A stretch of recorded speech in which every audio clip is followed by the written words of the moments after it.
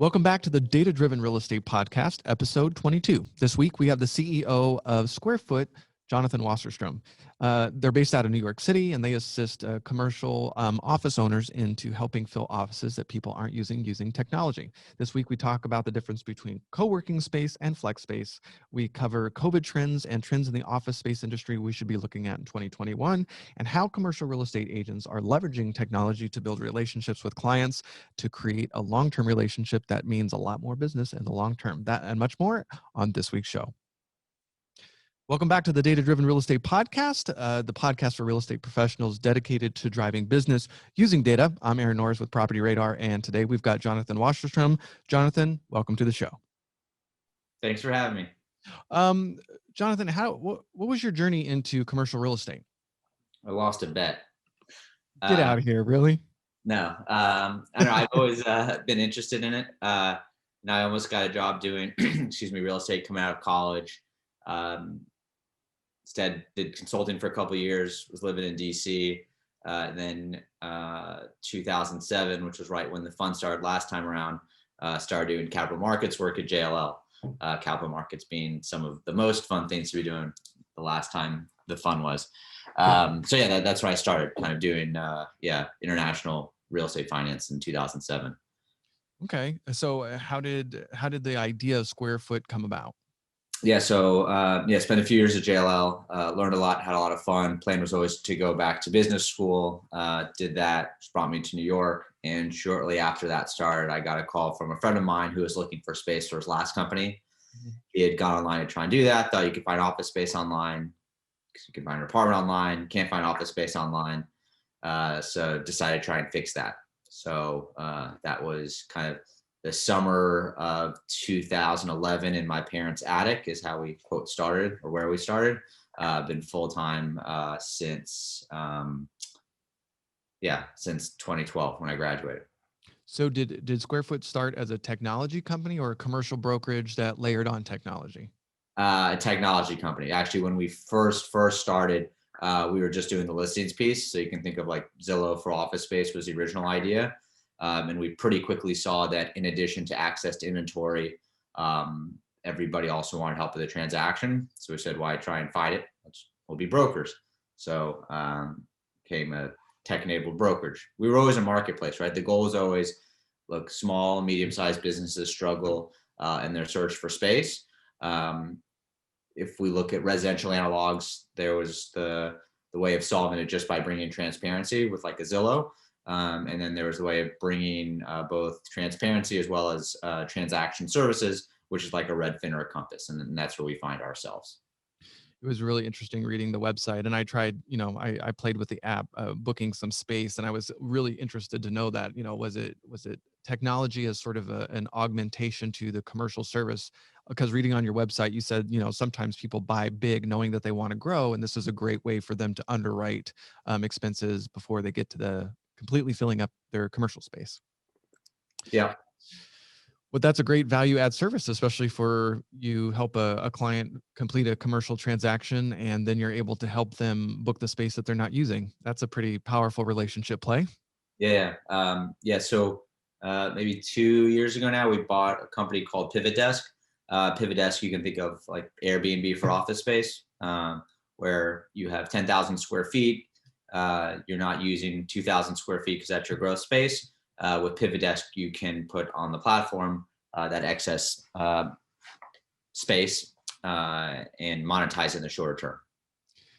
That's actually really cool to be able to do. In New York, I was playing with I just selected one area and I was cracking up because the range in prices range from a couple $100 a square feet to 5,000 per square feet. So that's about right. New York. For those of you who've never lived in New York, I don't know if it's changed dramatically since I last lived there in 2004, but you couldn't find a room, an apartment to rent. Everything is on such extreme lockdown. Is it still that way today? It's no, I mean, I'm calling from home today, but I've been going to the office a few times a week. I live in Westchester, just outside of the city. Okay. If I lived in the city, I'd be in my office 4.5 days a week. Okay. Well, you mean just I meant strictly from finding a space to Oh, buy or all right. live in or rent. It was really on lockdown. It was really difficult to find anything. There was no technology at the time to help you get in. Is it still sort of behind the paywall and you really have to go through a broker, or is something like SquareFoot assisting in that? Uh, yeah, sorry. Lockdown means so many different things these days. It does, and we'll get to that for sure. Yeah. No, so with SquareFoot, you can see available inventory, right? The same way when you go to Zillow, um, you can see what's available to buy for a house. With SquareFoot, you can see what's available to rent for office space. All right. So COVID, let's talk a little bit about pre-COVID. What did the co-working space look like before that? Seems like Um, WeWork was about to go public. It was just a great time in co-working space.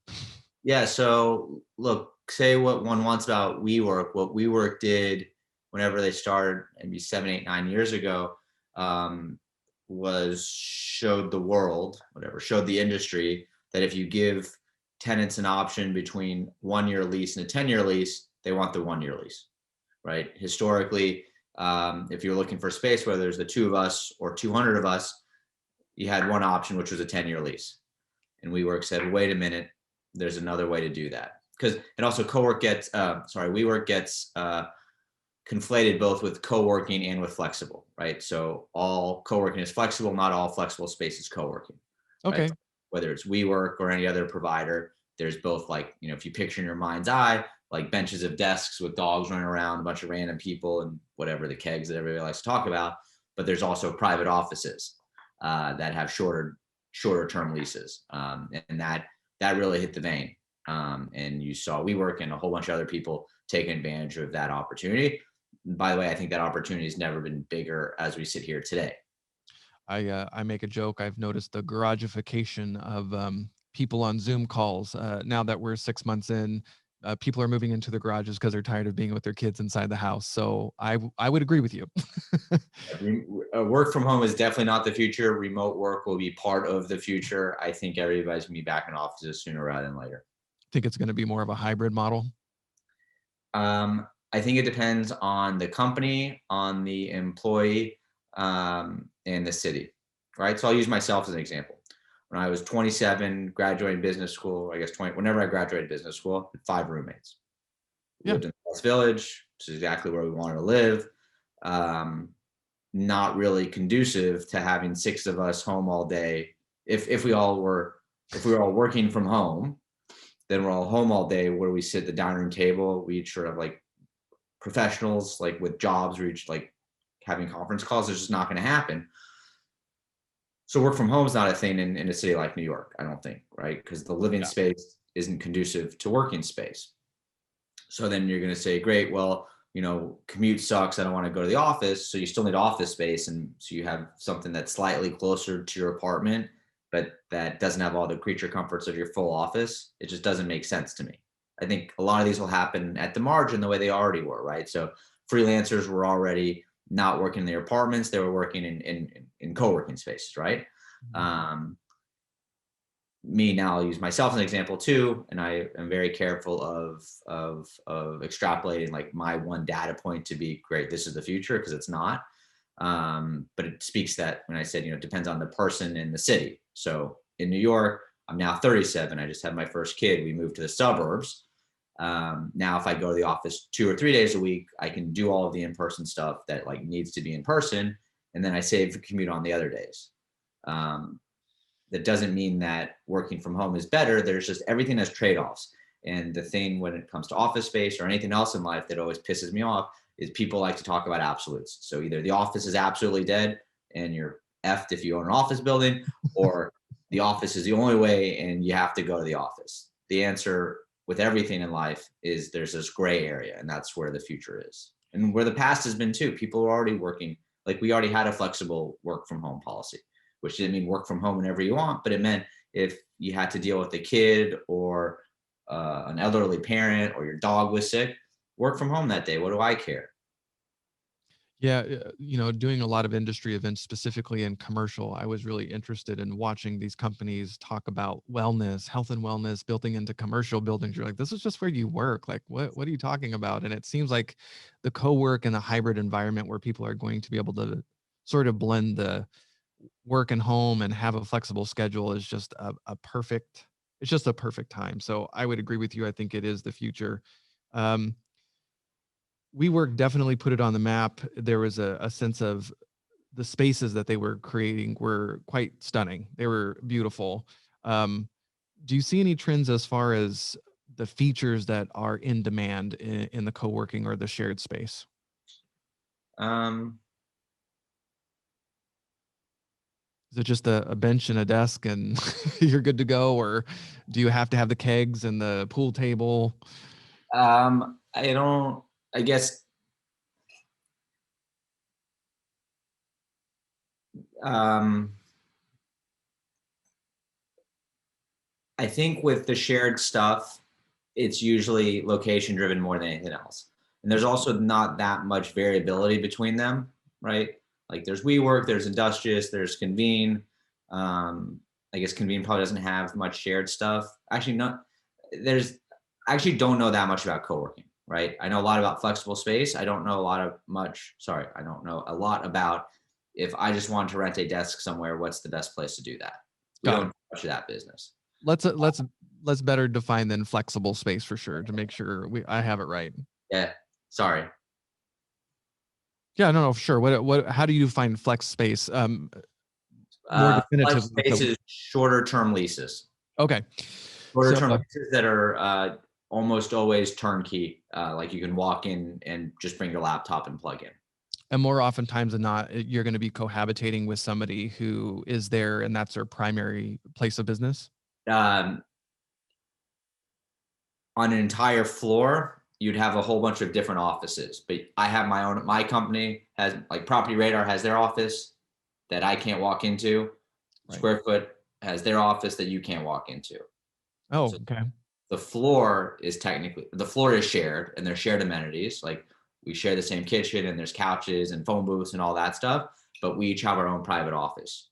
Now co-working, and then that's be like, first off, you could do that with one person, but you definitely do that when you have 30 people. Like there's not many 30 desk co-working deals because if there's 30 of us, we don't want to be in the bullpen. No. Um, and I actually don't know the numbers, but I don't think even like if you look at WeWork, I don't think a very big percentage of their space is even co-working. Right. Co-working being defined as like what people have in their mind's eye, which is the benches and the desks and the dogs running around the kegs that I was flapping my gums about. Right. I guess the only spaces that I've been to was a little bit of a hybrid of that. They had those spaces and then it had the offices around the edges. So I guess you're right. It is very different depending on where you are and what city. Now you guys have really spread into other markets as well. I see you're in LA and San Diego and you're in Texas. When did that start? Um, Interesting way to phrase the question. So we technically started the business in Houston. Oh, Uh, for some reason I thought it really started only in New York. no, Okay. no, yeah. So we started. No, it's fine. We do now. New York is where we do most of our business. New York's the only market where we have brokers in house on staff. In other markets, including Houston, Dallas, Austin, like really all the top 30 markets, we have partner brokers. And so the platform, sorry, taking a step back, SquareFoot.com works everywhere. So for you as a tenant looking for space in Chicago, wherever, you can go on SquareFoot and see inventory. And we can help you with the transaction, but just in Chicago, you're working with a partner broker. In New York, you're working with a Square Foot broker, and starting early next year in several other markets, including LA, there will be Square Foot brokers. Got it. All right. So you guys are spreading your brokerage. That's not easy to do. That's a lot of work. There's a lot of headlines that are talking about big companies exiting buildings. Do you think that's gonna, I don't know. You think that's gonna be a trend? Are you seeing a lot of companies give up big square footage and come to people like you, or are they just ditching it and doing a hybrid model and just really rethinking how much space they're gonna control? Um, I think I don't think people are leaving offices. I mean, like the big tech companies where they keep getting all this ink spread, which is like Google saying everybody's going to work from home. Actually, we'll use Facebook as an example. They said everybody can work remote for the next year. And then like 2 weeks later, they signed a 700,000 square foot deal in New York. And then a couple weeks after that, I think the deal wound up closing, but they were buying like a $300 million headquarters, the building that used to be the headquarters for REI somewhere in the Northwest. So why, right? Yeah. So I think, we were talking about, right? So people have the option to work from home. Most people are not going to want to do that. So they need to go to an office. Like we're in this time where like everybody's losing their mind, correctly so, over COVID, and I need to get away from the big cities. So I'm going to go put my feet up on the beach in Tulum. And that's probably pretty fun for 6 months or a year, but that's not where you're going to live for the next 20 years. And then Are you go ahead. seeing any trends because of COVID where you have more on the brokerage side now? You're having more customers come to you looking for maybe not the ultra dense markets, urban markets like downtown, the financial district in New York, but maybe some of the burbs in New York. You are seeing more activity outside of CBD. The question is how much that's temporary versus systemic. Like, is that a new normal? And that plays very well into the model, though, too, of not having to sign a 10-year lease agreement. That's pretty perfect. Yeah, and ultimately we don't care, right? So if you think about like when you go to kayak, right? Kayak, all the kayak cares about is when you want to buy a plane ticket, you go to kayak, and they can sell you and your 9 buddies who are going to Tahiti for the weekend, be a long weekend trip, 10 first class tickets to Tahiti, and they'll also sell you a puddle jumper from LA to San Francisco. They don't care, right? And same, we don't care, right? So we do long-term leases for big companies who want 10 years and 20,000 square feet. And we do all the way down to the 2 of us want to rent 2 desks at a WeWork. It's funny coming from the residential space. I like cringe a little bit because I think of a tenant living in a house for a year and then how much it's going to cost for a turnover, and commercial is just such a different experience. It makes me laugh, the data points. So, all right. You guys are in New York right now. We're headed into winter. What are you experiencing in the commercial market with a potential lockdown coming on? Hopefully not a lockdown. Look, I don't know. Everybody says the stupid stuff like I'm not an epidemiologist. Look, I've been going back to the office for the last 4 months, a couple times a week. Each successive week I get on the train, there's more people going back to the office. Now, if all of a sudden like stuff spikes and everybody gets scared for the correct reasons to get scared, that's going to change stuff. But we're also entering a time between Thanksgiving and Christmas where generally there's like a sprint between Thanksgiving and Christmas, and everybody puts their pencils down come like, depending on, I don't even know what day Christmas is this year, like day of the week type of thing. But then things slow down for a couple weeks. I think pencils will go down a little quicker this year, a little earlier than usual. I think it'll be a little sprint after Thanksgiving. And then I think people are going to put pencils down a little earlier this year than they usually do. What are you excited about in the commercial space headed into 2021? What are some of the opportunities you see ahead? Dude, so I mean, look, as we sit here, I've never been more bullish on SquareFoot on a 5-year basis. The last 5 months have not been fun. The next 5 months are going to be kind of annoying. But what we've seen in countless other industries is a desire and demand to use technology to make your life better. Okay. And that has pent itself up in commercial real estate for a long time. It's pent itself up in grocery delivery for a long time. And until you had the catalyst, you're not ordering your grocery delivery online. You're going to the grocery store. Now you have a catalyst. Grocery delivery is something you need to do every day, every week, every month, whatever. So you're already seeing that the cat's out of the bag there. It's not going to go back. Yeah, you were set up at the perfect time to really take advantage of the catalyst, weren't you? Yeah. So I don't look 2021 from a transaction perspective is not going to look like 2019, which was like, the biggest years ever. There's a lot of pent up demand, and it all starts online. Everybody starts their search for everything online.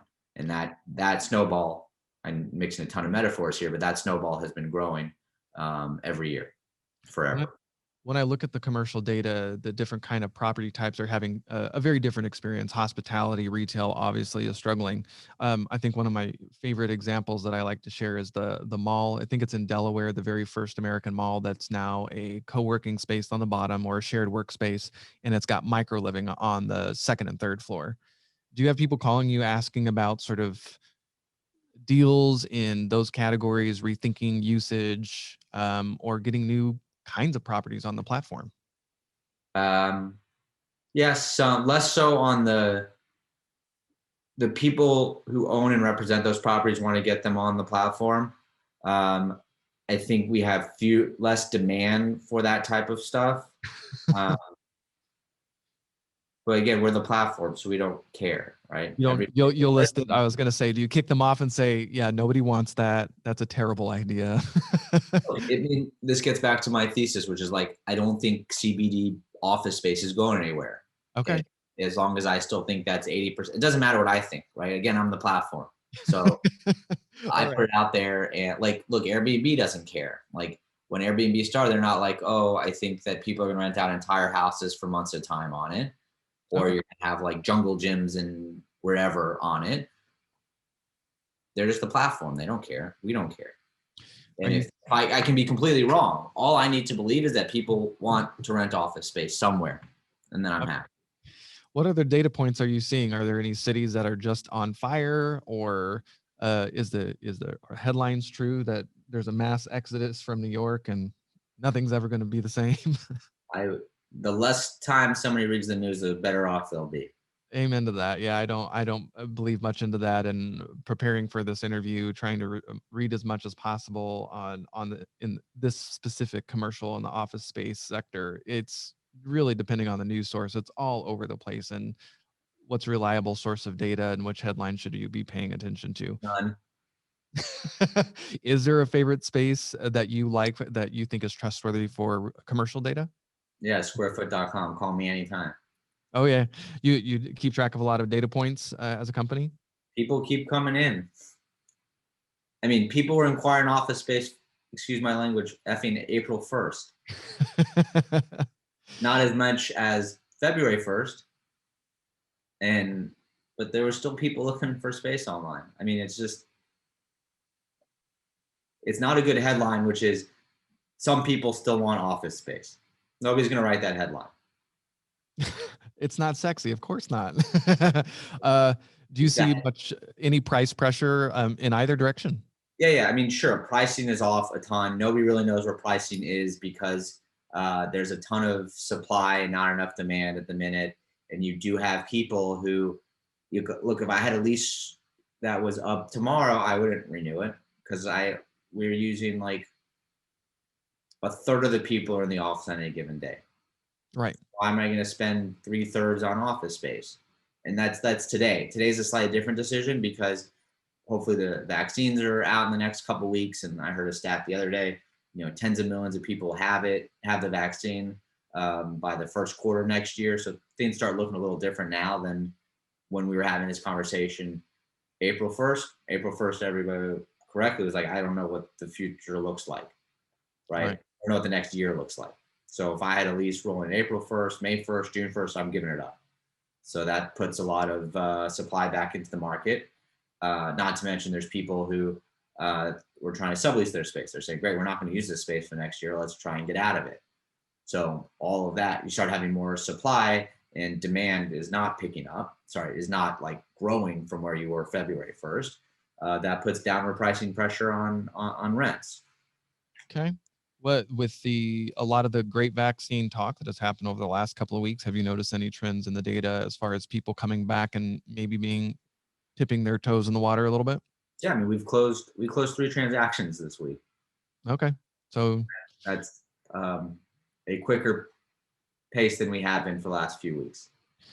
I forgot who I was talking to this week. I was interviewed on a podcast in New York. I'm like, you should never rule New Yorkers out. They don't play. They're not going anywhere. The stupid thing. Sorry, I shouldn't be so dismissive. If there's the company Castle that does like the billing access cards. Okay. They've been putting out their stats for when people are going back to the office. in most of so New York's at 17%, San Francisco is like 14%. The national average is 27%. Houston, Dallas, Austin are all like 39 to 45%. LA's high 30s. And that's like pre-vaccine and going to a bunch of spaces that weren't designed to be safe for COVID, and they are now safe for COVID.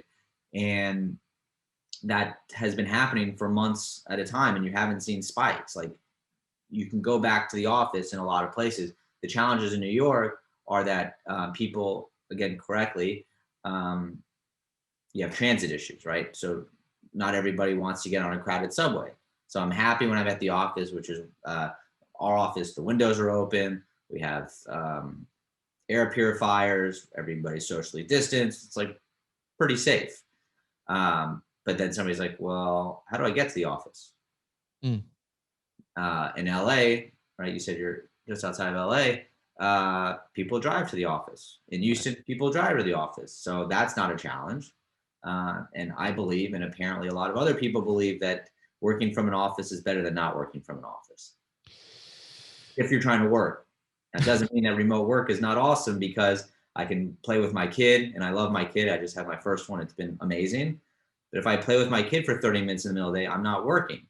And that's fine, right? And I'm the CEO, and I don't have special rules, and everybody can go play with their kids whenever they want. But the thing that is annoying about the conversation is not what is better or worse, right? Because there's trade-offs with each, right?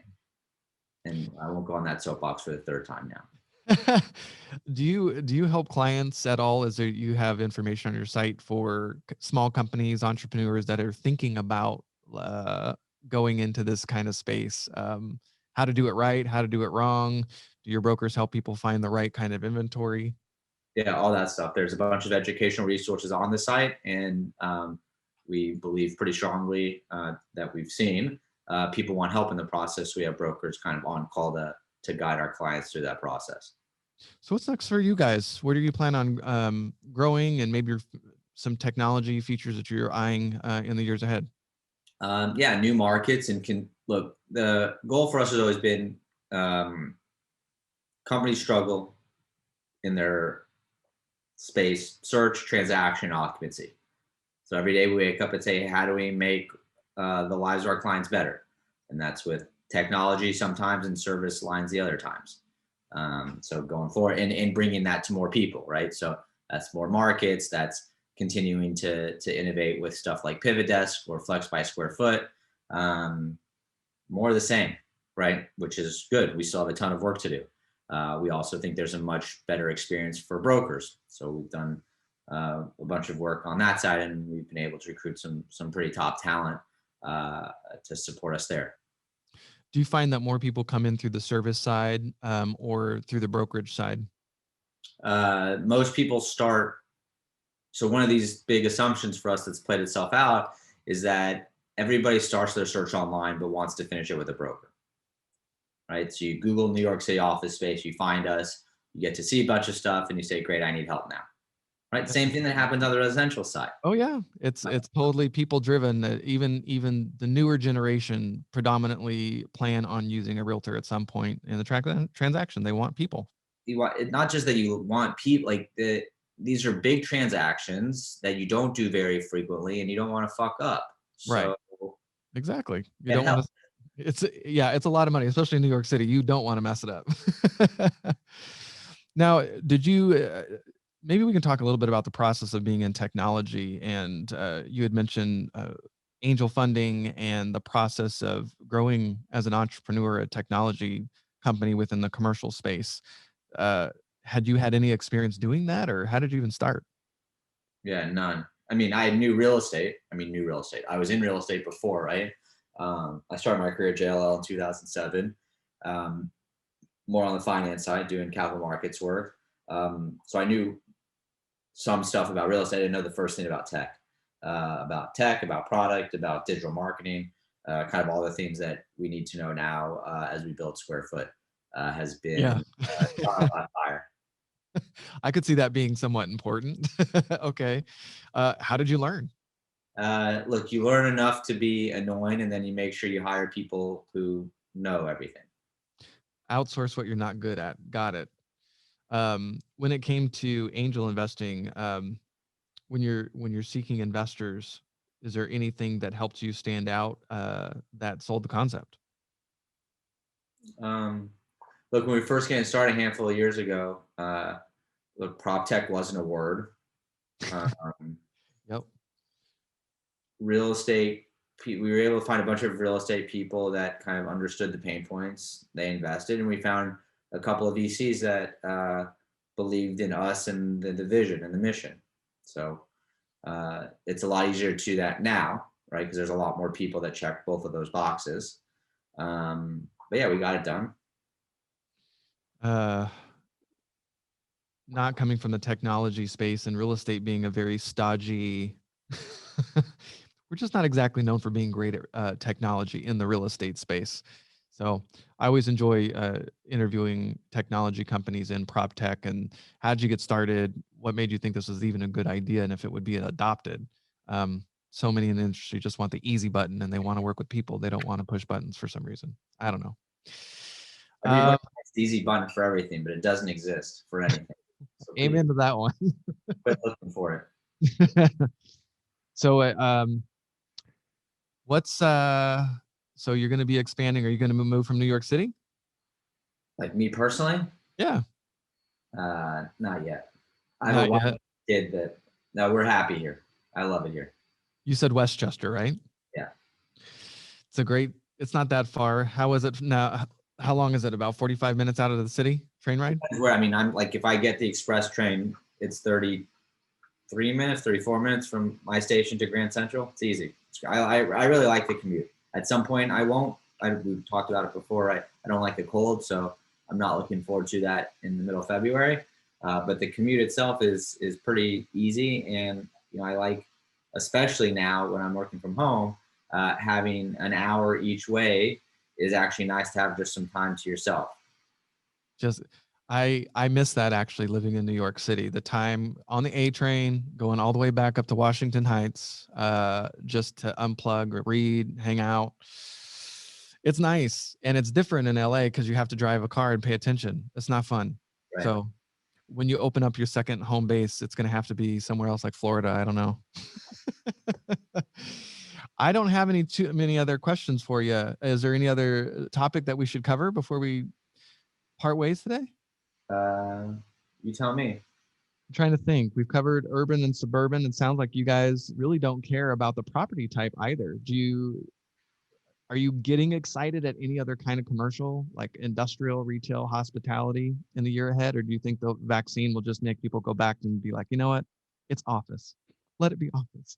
Well, I mean, the people who needed industrial space will still need industrial space. The people who need retail will still need retail. The people who need office will still need office. I have a hard, maybe like I'm too conservative in my thoughts here, but I think the future looks a lot like the past. At least like the near future looks like the near past. I'm getting a sense that people just are so desperate to go back to the way things were as soon as we can. We definitely will. The old way wasn't perfect, but neither is remote work. So No. kind of pick your poison. Like people, I remember when I had my first job, my mom denied saying this, but I didn't love my first job. And she said, well, that's why they call it work. Like, I hope everybody loves what they do. I love what I do, but that doesn't mean that like everything about it is perfect all of the time. And this gets back to this, like, there are these, I'll choose my words wisely. There are people who go on Twitter or in the Wall Street Journal or wherever and say, nobody's ever going to use an office again. Like, see how much happier everybody is. That's just not true. Neither of those things are true. And then they'll say, oh, no, we're just in the middle of a global pandemic, so you can't actually compare this to what it should be. Okay, fine. We'll stop caveating everything. Right. What do you think it's going to take to be a really awesome commercial broker headed into 2021? We've never interviewed a commercial broker on before. What are some of the skill sets you're looking for to hire new brokers? What do you think makes a good one? Well, first you should work for SquareFoot if you want to do well by your clients and like your life. Look, it's just like a lot of like you have to be hardworking, you have to be smart, creative, you have to be able to listen to people because you have clients. A lot of brokers talk instead of listen, and they're not very good brokers. You have to put your client's interest before your own, right? Like the goal is not to get them the biggest space, it's to get them the space that works best for them. So look, everything in life is a long-term game. So Okay. do right by people, do right by your clients, everything will work out all right. All right. If we have people interested in learning more about becoming a commercial agent side, all that information on squarefoot.com as well. Yes, sir. Very cool. Yep. There's a very simple tool on the website so you can explore some of the cities that you guys operate in and explore some of the spaces. That was pretty cool to watch. And any social media we should be following in particular of where you guys like to put stuff out?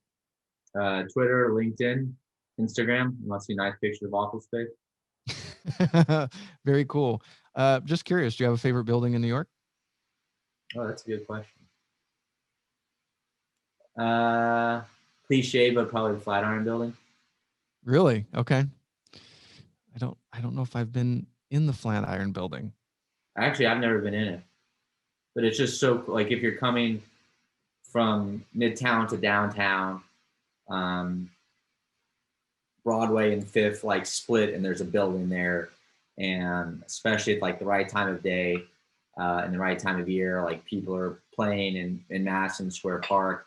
There's actually a little triangle that must be like 24th and 25th there. That's like closed to everything but pedestrians, and people are hanging out there. But you can like see all the way down Fifth Avenue, and you can see all the way down Broadway, and there's a building right there. What else could you ask for? That's why nobody's gonna, whatever. I won't go down that. I don't know. You sound like a hardcore New Yorker, man. They've converted you. You're never going to be able to move. There's a lot of, look, I'm from Houston. I love Houston. I would love to live in Houston. I think every city, this gets back to, again, it doesn't make the best headlines, but everything has plus and minuses. There's some really amazing things about New York. There's some things that aren't great about New York. And I'll say that about most places. Do you guys, I don't know, do you have, I've been asking this question a lot in the residential space. What makes a great city? And I'm sure you get that question from clients maybe looking to expand into different markets. Are there things that you're hearing right now that they're demanding? Is it quality of life? Is it access to arts and culture? Is it cheap homes? I don't know. It's all of that. Look, again, sorry, I'm broken record. There's plus and minuses, right? So there's some things that only density can have, right? You want 1,000 restaurants, you have to be in New York City. Depends what you like. If you want to go to a new restaurant every Tuesday, it's a lot harder to do that even in a city like Houston. And Houston has an amazing food scene, but you don't have 100 different Italian restaurants, which is fine. Maybe you don't need 100 Italian restaurants. It's not for me to say what one needs or not. But there's something, and Houston's the 4th largest city. You go to like the 20th largest city or the 50th largest, like everybody, I don't know, poor Boise. People are like, oh yeah, I'm just gonna like move to Boise. Boise is a lovely place. There aren't 150 restaurants there, period, much less 150 different Italian restaurants. Boise has a lot of really nice things about it. Like life's about trade-offs. If you want a ton of land, you want to like, go golfing every day after work or play on your ranch. Like these are all like lovely things. So you're not getting pressure to add the sort of a features list, like what's close in the neighborhood, close by, and on top of the office, space, obviously. Yes. I mean, in New York, we do a lot of work in New York, and New York that's not a useful search in New York because every block has everything you need. That's true. That's very true. And that's more of a suburban market thing where you might not have access to Cuban food and it's just an absolute sin. So, right. Okay, totally got it. All right. So squarefoot.com, I'll make sure to post all the links to what you guys produce on Twitter and LinkedIn, as you said. And I really appreciate your time today. Sorry, and PivotDesk.com. Okay. You know what's on PivotDesk.com that's a little bit different? Yeah, that's the, we were talking about how if I have too much space, I put it on PivotDesk.com. That's what I put on PivotDesk.com. Got it. Okay. For some reason, I thought it was, so if you have extra space, you can go there and self-register. Yeah, or if you're looking for, by the way, not just extra space, but also all the co-working providers are on PivotDesk. PivotDesk is more like very small deals. Oh, got it. So if I'm in a market outside of LA and I've got some extra, does you don't care as a platform, you'll list it? Anywhere. Interesting. Okay, good to know. I might have some ideas for you. Very cool. All right, I will make sure to put both. I didn't realize that it wasn't part of SquareFoot. Fine. So My job to mention it. I'm on it. All right, I will make sure to post the things on that as well. Very cool. Thank you for taking your time on a Friday. I really appreciate it. My pleasure, Aaron. Have a nice weekend, man. All right, see you later. Bye. Thank you for listening to the Data Driven Real Estate Podcast. You can find show notes and links to some of the resources mentioned in the show at datadrivenrealestate.com. Click that Join the Community, and you'll be forwarded to the PropertyRadar community where you can ask questions about the current show and even see upcoming guests and ask questions there. We'd love to engage with you in the community, so check it out. Please don't forget to like, favorite, subscribe, and share on your favorite platform where you're listening to the show. It helps us out a great deal. Thanks for listening, and we'll see you next week.